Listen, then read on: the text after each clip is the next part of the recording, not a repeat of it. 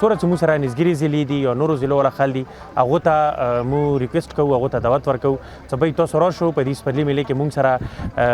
انجوایمنټ وکړو او انشاءالله سبا ماسخوتن ته به دلته یو میوزیکل نایټ هم کېږي چې هغې کې به مختلف سینګر راځي نو ټولو خلکو ته خواست دی ټولو پښتنو ته او پښتنو نه بغیر هم چې کوم بار ضلعو کې خلک دي بار صوبو والا خلک دي ټولو ته خواست دی چې راشو موږ سره په دې میلې کې شرکت وکړو.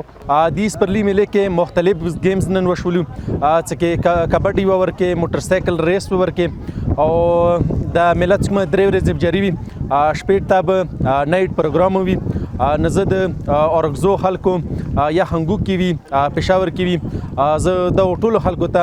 اپیل کوم چې تاسو راشو دې میلې ته تاسو دا میله انجوای وکړو. من سلام زه پیروز خیل کوم سره تعلق ساتم د کومه نن د سپرلي میله شروع شوې دي دا مخکې کلونو باندې شوې وه او دې ځلې هم وشوله او د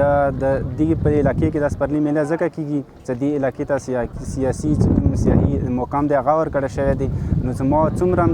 د مو د علاقې د خلک ته څومره چې دې سپرلي ته راشو دا انجوای کړو سره.